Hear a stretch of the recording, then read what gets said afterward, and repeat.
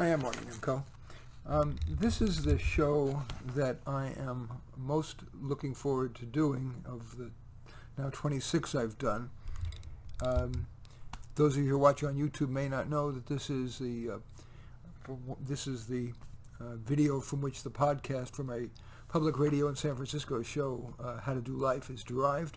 In any case, I am somebody who has every one of the shows that I've done previously have been sharing what I know, mainly about career, relationships, education, stuff like that. And I care about those things, but it's hard to say I love those things. Whereas this, music, is what I love.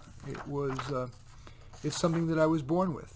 My mother used to walk around the house singing all the time, although she had no training because she was a Holocaust survivor. But my earliest memory was when I was 4.5. We lived in a tenement in the Bronx, and my mother would take me for a walk, and in the back there was a vacant lot.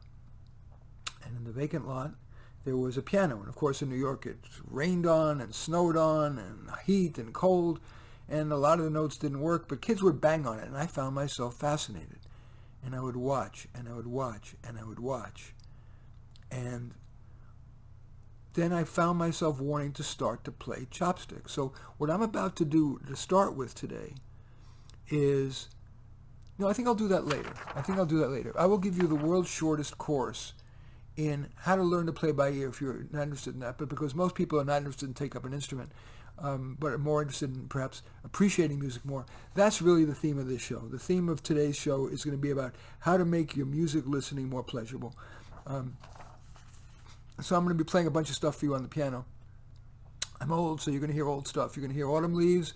The most newest will be Defying Gravity from Wicked, Over the Rainbow, Mañana de Carnaval, which is translated as The Day in the Life of a Fool, Funny Valentine, My Funny Valentine in MacArthur Park.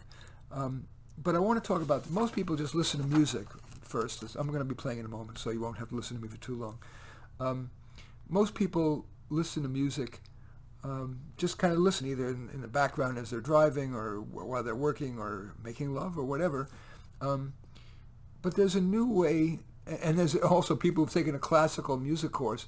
They end up having to learn all this theory about here is the exposition, and here is the development, and here is the recapitulation, or here is the A theme and the B theme and the C theme and the basso continuo and all that stuff. So that's the intellectualized approach, which you see is not exactly my favorite.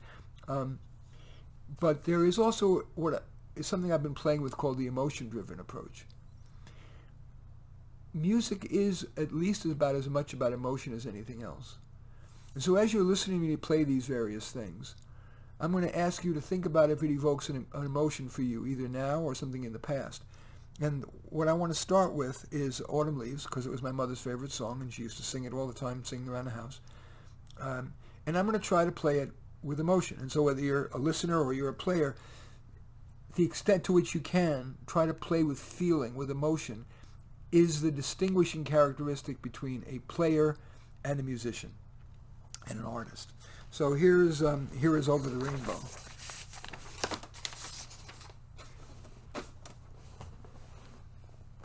No, excuse me, I'm going to do Autumn Leaves, I'm sorry.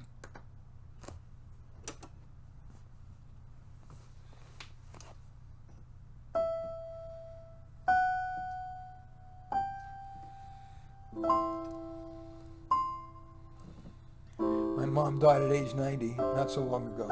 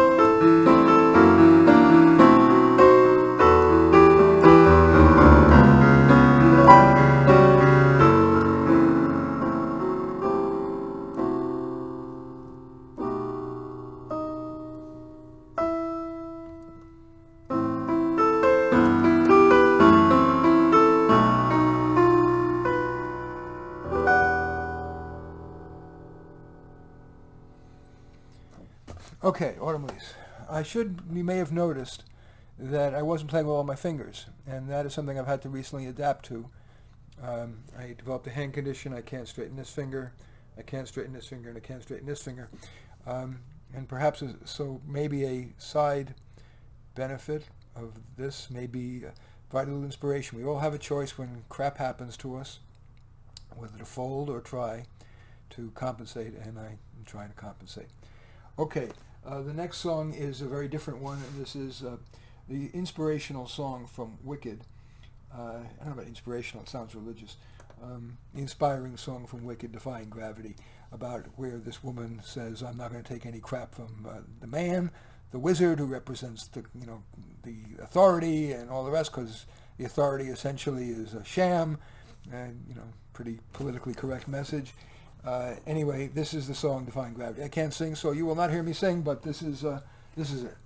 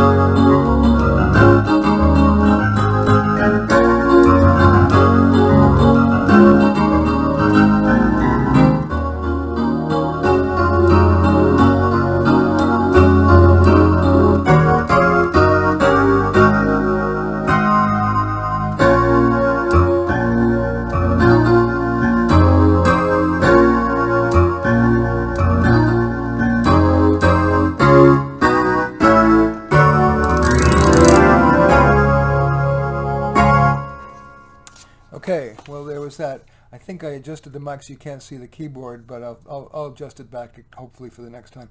Again, there's a lot of different kind of emotion there, both in the lyrics, which of course I couldn't sing, but I like to think that maybe I translated it into the music.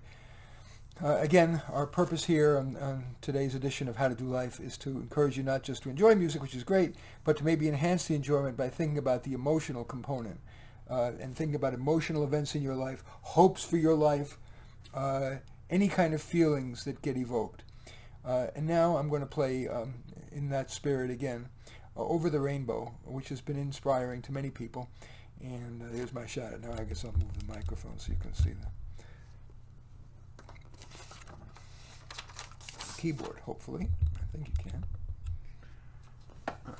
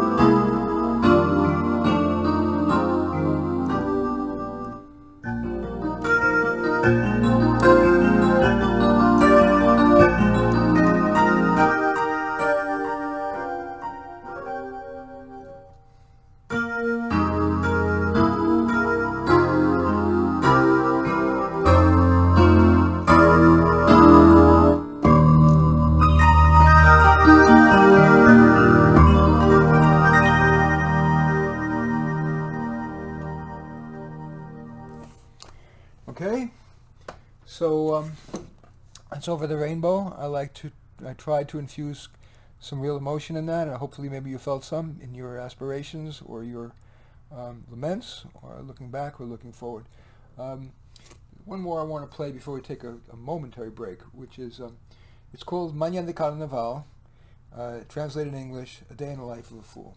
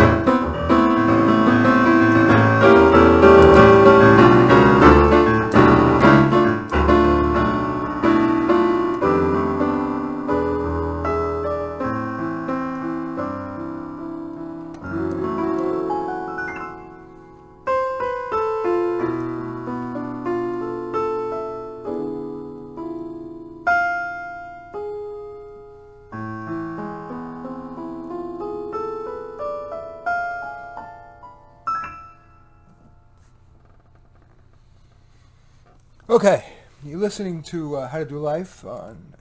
If you're listening on radio or podcast, it's 102.5 FM in San Francisco Public Radio. Obviously, if you're watching on YouTube, you're watching on YouTube.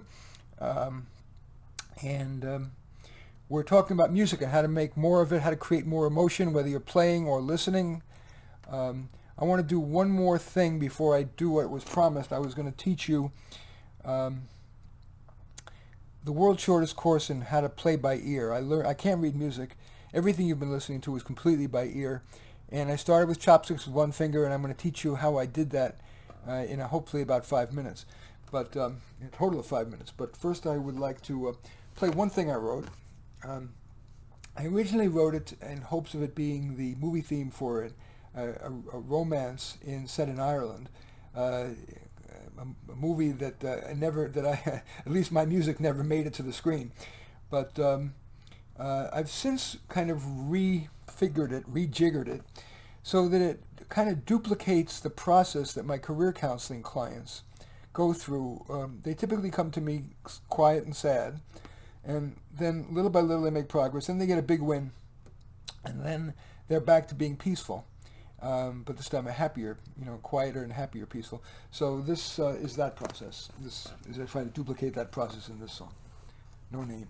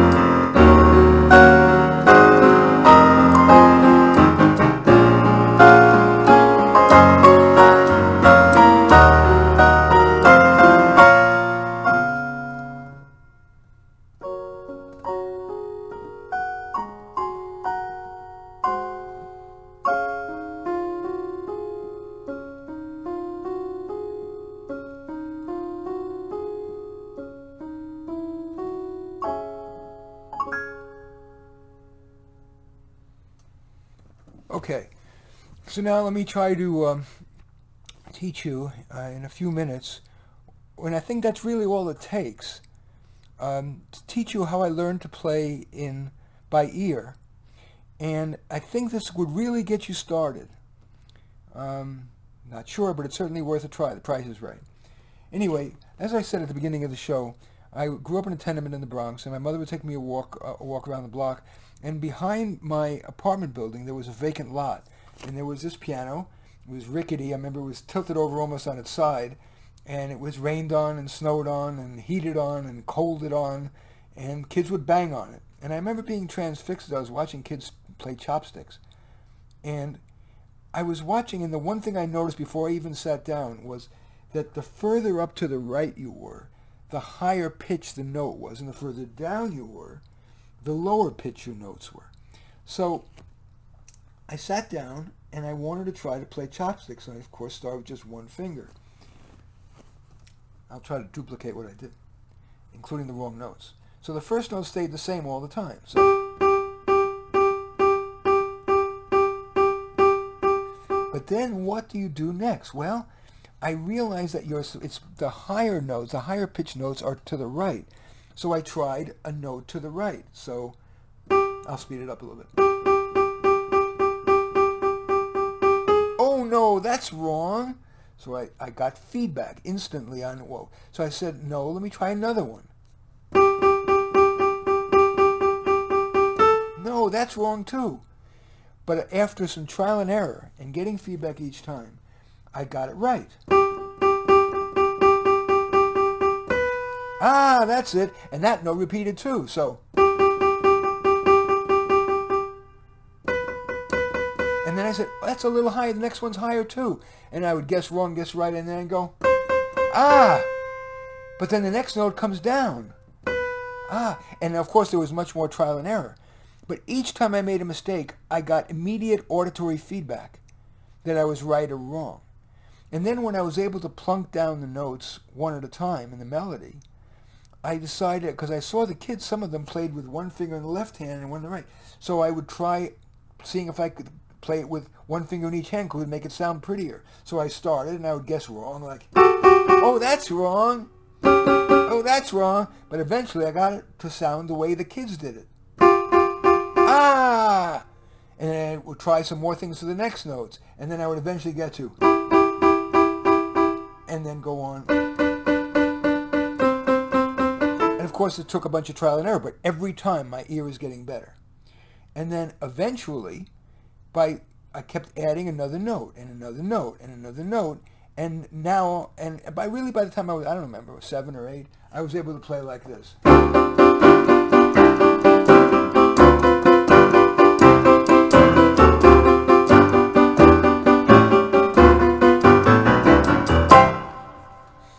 And because I'm playing by ear, every time I played, I could play it differently, as long as I had in my head, and it's not a head thing, it's a weird cognitive process, but you get to know what all these intervals are like. And I can't name the chords I'm playing at all, but I'll play it differently now, you know.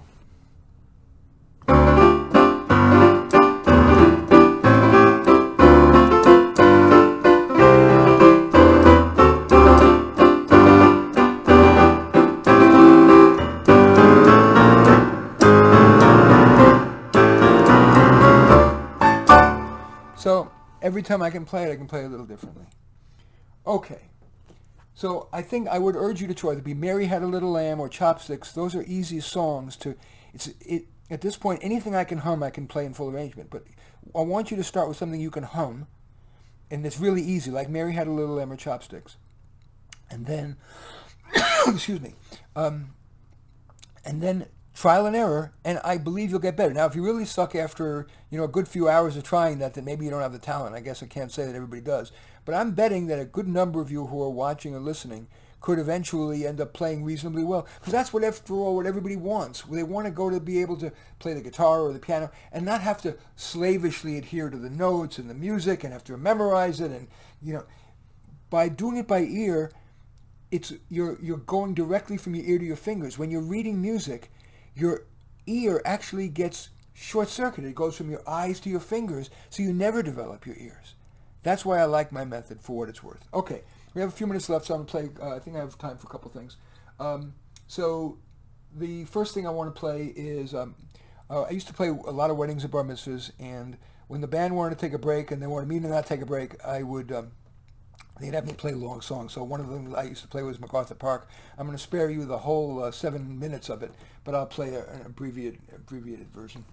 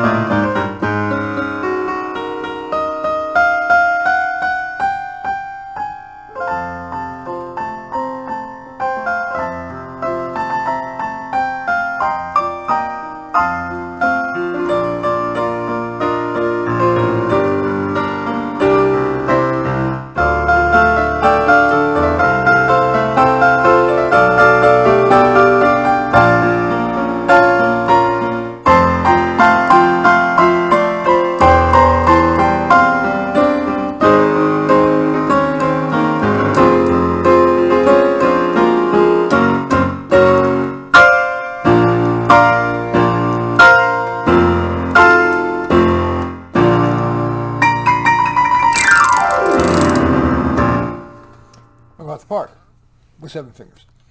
And the last thing I want to play for you, I was the nerdiest kid around. While everybody else was listening to the Beatles and the Rolling Stones, I was watching Lawrence Welk. And there was a pianist, a honky-tonk piano player named Joanne Castle, and she would play various honky-tonk songs, one of which was the iconic Scott Joplin song Maple Leaf Rag. And so I will try to summon down, channel Scott Joplin, which means I'll have to start slowly, but who knows, just maybe I'll be able to speed up.